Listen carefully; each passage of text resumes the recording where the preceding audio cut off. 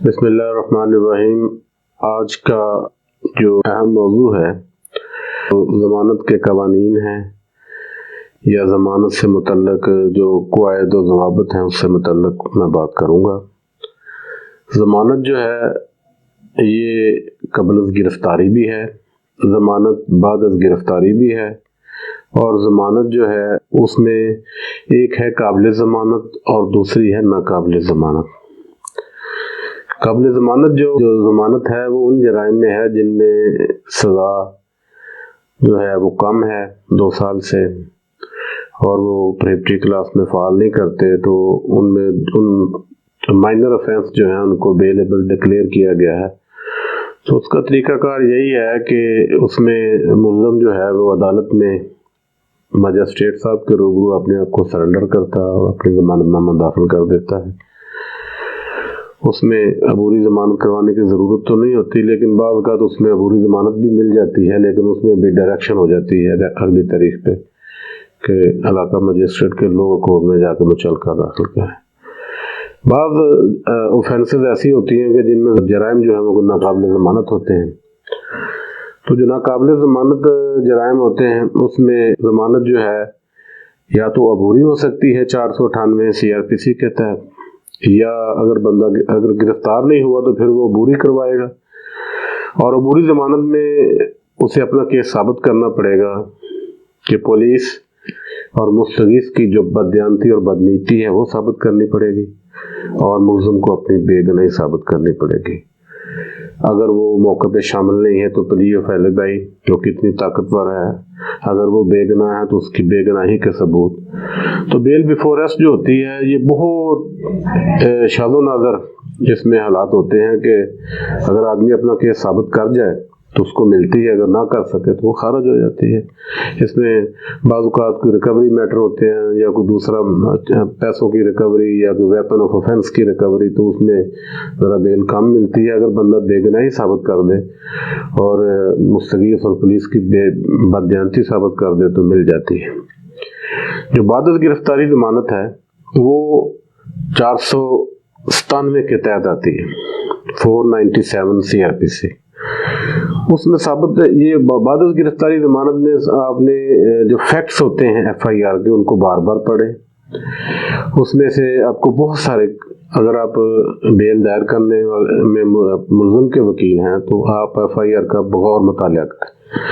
अगर आप मुद्दई के वकील हैं तो तब भी आप FIR का बगौर मुतालिया करें। फॉर एंड अगेंस्ट आपको आर्गूमेंट्स उसमें बहुत सारे मिलेंगे।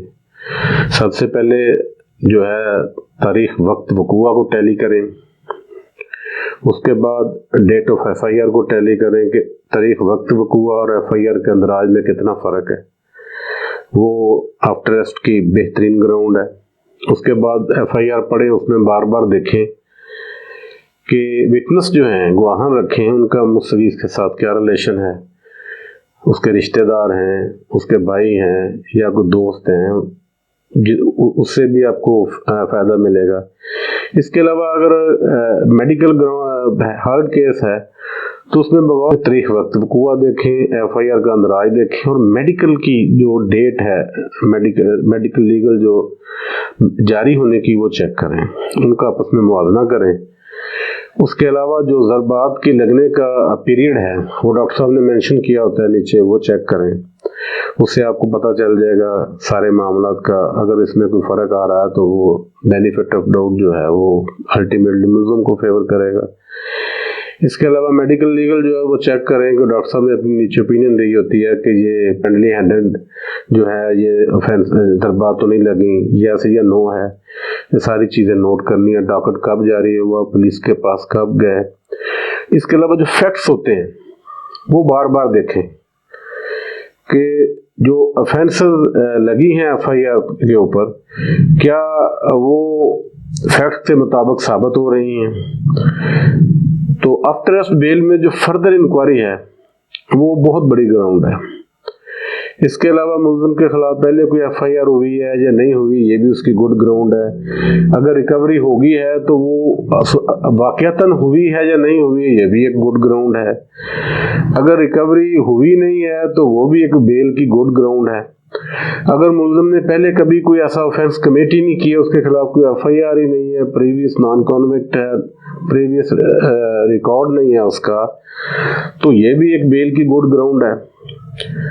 تو دوسرا دیکھنا ہوتا ہے کہ جو آفینسز اس میں لگی ہیں ایف آئی آر میں، ان کی سزا کتنی ہے، 7 سال سے کم ہے، 10 سال سے زیادہ ہے، عمر قید ہے، اس حساب سے بھی پھر جو ہے نا وہ بیل کی جو گراؤنڈ، جو بیل دائر کی جاتی ہے وہ بھی گڈ گراؤنڈ ہوتی ہے کہ یہ بیل بنتی ہے یا نہیں بنتی۔ تو جو بیل کے جو بیسک پرنسپلز ہیں وہ یہی ہیں کہ آپ کو اس میں فیکٹس جو ہیں وہ سارے دینے چاہیے، اس میں جو آپ کو سپورٹ کرتے ہیں فیکٹس، وقت وقوع کا، ایف آئی آر کا، اس میں اگر پہلے کسی ملزم کی بیل ہو گئی ہے تو سیم اس کا رول ہے تو رول آف کنسسٹنسی جو ہے اس میں اپلائی کرے گا۔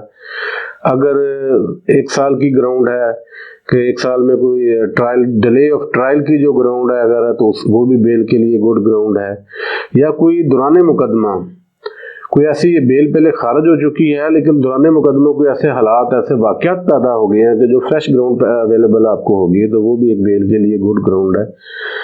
لیکن جو بیل ہے اس کے لیے ضروری ہے کہ تمام فیکٹس ملزم کے کریکٹر سے متعلق، ملزم کی بے گناہی سے متعلق، واقعہ سے اس کی لا علمی سے متعلق، اور اس کی مدعی کی بددیانتی اور پولیس کی غلط تفتیش سے متعلق، یہ سارے کے سارے جو ہیں یہ اگر آپ اپنی بیل اپلیکیشن میں مینشن کریں گے تو میرا نہیں خیال کہ آپ کو ریلیف لینے میں کوئی ایسی پریشانی ہوگی۔ لیکن بعض اوقات ایسا ہوتا ہے کہ جو وقوع ہوتا ہے اس میں اکثر مدعی جو ہے 2-3 کے نام ڈال دیتے ہیں، یا جو آدمی اچھا پڑھا لکھا ہو یا پیروی کرنے والا ہو تو اس کو جو ہے وہ مین رول جو وہ ڈال دیتے ہیں۔ تو یہ معاملات جو ہوتے ہیں یہ تفتیش میں سارے سالو ہوتے ہیں، لیکن ڈاکومنٹ سے بھی کیس ثابت ہو جاتا ہے۔ تو یہ ساری کی ساری چیزیں جو ہیں یہ آپ کو بیل اپلیکیشن میں مینشن کرنی چاہیے، اور یہ آپ کی بیل کی اچھی گراؤنڈز ہیں۔ اگر آپ مدعی کی طرف سے ہیں تو آپ کو اپنا کیس ثابت کرنے کے لیے جو ڈیلے ہے اس کو کور کرنا ہے کہ جو وقت وقوع سے ایف آئی آر کے اندراج میں جو ٹائم لگا ہے وہ کیوں لگا ہے، اس میں ڈیلے کیوں ہوئی، اس کی تیاری کریں۔ جو آفینسز لگی ہیں وہ واقعاتی طور پر ایف آئی آر کے متن سے ٹیلی کرتی ہیں تو وہ دیکھ لیں۔ جو گواہان ہیں اگر انڈیپینڈنٹ ہیں تو ان کا کوئی تعلق واسطہ نہیں ہے، جینون ہے اور وہ سب حیثیت با کردار ہیں تو اس کے متعلق دیکھیں۔ اگر ملزم کا کوئی کے خلاف کوئی مقدمہ پہلے چل رہی ہے یا پہلے کوئی سزا یافتہ ہے تو اس کا ریکارڈ کورٹ کو فراہم کریں۔ اگر کوئی ریکوری ہوئی ہے تو وہ اس کو مینشن کریں، یا اگر کوئی پہلے بھی کوئی ایسے اوفینسز جو ہیں وہ ملزم وہ کمٹ کر چکا ہے تو ایسی باتیں جو ہیں وہ کورٹ کے سامنے لائی جائیں۔ تو بیل میں یہ ساری چیزیں میٹر کرتی ہیں۔